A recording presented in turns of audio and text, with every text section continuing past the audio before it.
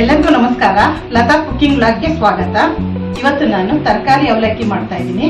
ಈ ತರಕಾರಿ ಅವಲಕ್ಕಿ ಎಲ್ಲರಿಗೂ ತುಂಬಾ ಇಷ್ಟ ಆಗುವಂತದ್ದು. ಇದನ್ನ ಹೇಗ್ ಮಾಡೋದು ಅಂತ ತೋರಿಸ್ಕೊಡ್ತೀನಿ. ಈ ವಿಡಿಯೋ ನೋಡೋ ಮುಂಚೆ ನೀವು ನಮ್ಮ ಚಾನಲ್ಗೆ ಸಬ್ಸ್ಕ್ರೈಬ್ ಆಗಿ, ಹಾಗೆ ಪಕ್ಕದಲ್ಲಿ ಕಾಣೋ ಬೆಲ್ ಬಟನ್ ಪ್ರೆಸ್ ಮಾಡಿ. ಬನ್ನಿ ಇವಾಗ ಈ ತರಕಾರಿ ಅವಲಕ್ಕಿ ಹೇಗ್ ಮಾಡೋದು ಅಂತ ತೋರಿಸ್ಕೊಡ್ತೀನಿ. ಇಲ್ಲಿ ನಾನೀಗ ಒಂದು ಪಾನ್ ಇಟ್ಟಿದ್ದೀನಿ ಬಿಸಿ ಆಗ್ಲಿಕ್ಕೆ. ನೋಡಿ, ಈಗ ಪಾನ್ ಬಿಸಿ ಆಗಿದೆ. ಈಗ ಅರ್ಧ ಕಪ್ ಅಷ್ಟು ನಾನು ಎಣ್ಣೆ ಹಾಕ್ತಾ ಇದ್ದೀನಿ. ಈ ಅವಲಕ್ಕಿ ಮಾಡ್ಲಿಕ್ಕೆ ಸ್ವಲ್ಪ ಎಣ್ಣೆ ಜಾಸ್ತಿ ಬೇಕಾಗುತ್ತೆ. ಎಣ್ಣೆ ಬಿಸಿ ಆಗಿದೆ. 1 ಸ್ಪೂನ್ ಅಷ್ಟು ಸಾಸಿವೆ ಹಾಕ್ತಾ ಇದ್ದೀನಿ. ಸಾಸಿವೆ ಸಿಡಿತಾ ಇದೆ. ಈಗ ಒಂದು ಅರ್ಧ ಕಪ್ ಅಷ್ಟು ನಾನಿಲ್ಲಿ ಕಡಲೆ ಬೀಜ ಹಾಕೊಂಡಿದ್ದೀನಿ. ಕಡಲೆ ಬೀಜನ ಸ್ವಲ್ಪ ಫ್ರೈ ಮಾಡ್ಕೊಳ್ಳೋಣ. ಈಗ 2 ಸ್ಪೂನ್ ಅಷ್ಟು ನಾನು ಕಡಲೆಬೇಳೆ ಹಾಕ್ತಾ ಇದ್ದೀನಿ.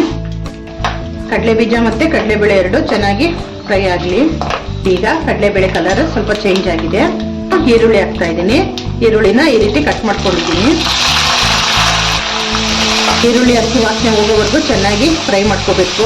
ಈಗ ಖಾರಕ್ಕೆ ಎಷ್ಟು ಬೇಕಷ್ಟು ನೋಡ್ಕೊಂಡು ನಾವಿಲ್ಲಿ ಹಸಿರು ಮೆಣಸಿನ್ಕಾಯಿ ಹಾಕೋಬೇಕು. ಇದನ್ನೆಲ್ಲ ಚೆನ್ನಾಗಿ ಒಂದ್ಸಲ ಮಿಕ್ಸ್ ಮಾಡ್ಕೊಳ್ಳೋಣ. ಕರಿಬೇವು ಹಾಕ್ತಾ ಇದ್ದೀನಿ. ಕರಿಬೇವನ್ನ ಸ್ವಲ್ಪ ಕಟ್ ಮಾಡಿ ಹಾಕ್ತಾ ಇದ್ದೀನಿ. ಈಗ ನಾನಿಲ್ಲಿ 2 ಟೊಮೊಟೊ ತಗೊಂಡಿದ್ದೀನಿ. 2 ಟೊಮೊಟೊನ ಚಿಕ್ಕದಾಗಿ ಕಟ್ ಮಾಡಿ ಹಾಕ್ತಾ ಇದ್ದೀನಿ. ಟೊಮೊಟೊ ಬದಲು ನಿಂಬೆಹಣ್ಣನ್ನಾದ್ರೂ ಉಪಯೋಗಿಸ್ಕೋಬಹುದು, ಆದ್ರೆ ನಿಂಬೆಹಣ್ಣನ್ನ ಲಾಸ್ಟ್ ಅಲ್ಲಿ ಹಾಕ್ಬೇಕಾಗುತ್ತೆ. ನೋಡಿ, ಈರುಳ್ಳಿ ಟೊಮೊಟೊ ಎಲ್ಲ ಚೆನ್ನಾಗಿ ಬೆಂದಿದೆ. ಈಗ ಇಲ್ಲಿ ಬೀನ್ಸ್ ಹಾಕ್ತಾ ಇದ್ದೀನಿ. ಬೀನ್ಸ್ನ ಚಿಕ್ಕದಾಗಿ ಕಟ್ ಮಾಡ್ಕೊಂಡು ಹಾಕ್ತಾ ಇದ್ದೀನಿ. ಹಾಗೆ ಕ್ಯಾರೆಟ್ ಸಹ ಚಿಕ್ಕದಾಗಿ ಕಟ್ ಮಾಡಬೇಕು. ಎಲ್ಲನೂ ಚೆನ್ನಾಗಿ ಮಿಕ್ಸ್ ಮಾಡ್ಕೊಳ್ಳೋಣ. ಒಗ್ಗರಣೆನಲ್ಲೇ ಬೀನ್ಸ್ ಮತ್ತೆ ಕ್ಯಾರೆಟ್ ಬೇಯಬೇಕು. ಹಾಗಾಗಿ ಬೇರೆ ನೀರೇನು ಸೇರ್ಸೋದಿಲ್ಲ. ಒಗ್ಗರಣೆಲ್ಲೇ ಚೆನ್ನಾಗಿ ಬೇಯಬೇಕು. ಇದಕ್ಕೆ ಅರ್ಧ ಸ್ಪೂನ್ ಅಷ್ಟು ನಾನು ಅರಿಶಿನ ಪುಡಿ ಹಾಕ್ತಾ ಇದ್ದೀನಿ. ಸ್ವಲ್ಪ ಹಾಕಿದ್ರೆ ಸಾಕು. ಹಾಗೆ ರುಚಿಗೆ ತಕ್ಕಷ್ಟು ಉಪ್ಪು ಹಾಕಬೇಕು. ಇದನ್ನೆಲ್ಲ ಚೆನ್ನಾಗಿ ಮಿಕ್ಸ್ ಮಾಡ್ಕೊಳ್ಳೋಣ. ಒಗ್ಗರಣೆಲೆ ಬೀನ್ಸ್ ಮತ್ತೆ ಕ್ಯಾರೆಟ್ ಚೆನ್ನಾಗಿ ಬೇಯುತ್ತೆ.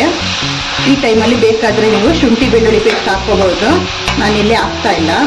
ಯಾವುದೇ ಗರಂ ಮಸಾಲನೂ ಹಾಕ್ಬಾರ್ದು ಇದಕ್ಕೆ. ಹಾಗೆ ಮಾಡಿದ್ರೇನೆ ಚೆನ್ನಾಗಿರುತ್ತೆ. ಆಗಾಗ ತಿರುಗಿಸ್ತಾ ಇರಬೇಕು, ಇಲ್ಲಾಂದ್ರೆ ಎಲ್ಲ ತಳ ಹಿಡಿದ್ಬಿಡುತ್ತೆ. ತರಕಾರಿ ಎಲ್ಲ ಚೆನ್ನಾಗಿ ಬೆಂದಿದೆ. ಈಗ ತೆಂಗಿನಕಾಯಿ ತುರಿ ಹಾಕ್ತಾ ಇದ್ದೀನಿ. ಒಂದು ಅರ್ಧ ಹೋಳಷ್ಟು ತೆಂಗಿನಕಾಯಿ ತುರಿ ಹಾಕ್ಬೇಕು. ಇದನ್ನೆಲ್ಲ ಮಿಕ್ಸ್ ಮಾಡ್ಕೊಳ್ಳೋಣ.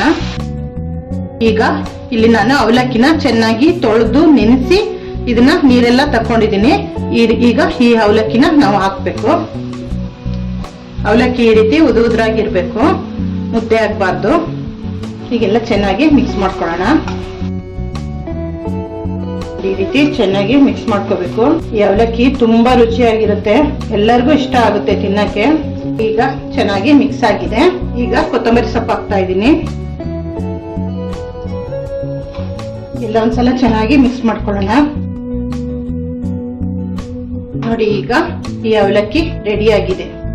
ನೋಡಿ, ಬಿಸಿಯಾದ ರುಚಿಯಾದ ತರಕಾರಿ ಅವಲಕ್ಕಿ ರೆಡಿ ಆಗಿದೆ. ನೀವು ಒಂದ್ಸಲ ಮನೇಲಿ ಮಾಡಿ ನೋಡಿ, ಹೇಗಿದೆ ಅಂತ ಕಮೆಂಟ್ ಮಾಡಿ. ಹಾಗೆ ನಮ್ಮ ಚಾನಲ್ಗೆ ಸಬ್ಸ್ಕ್ರೈಬ್ ಆಗಿ. ಮುಂದಿನ ವಿಡಿಯೋದಲ್ಲಿ ಸಿಗ್ತೀವಿ.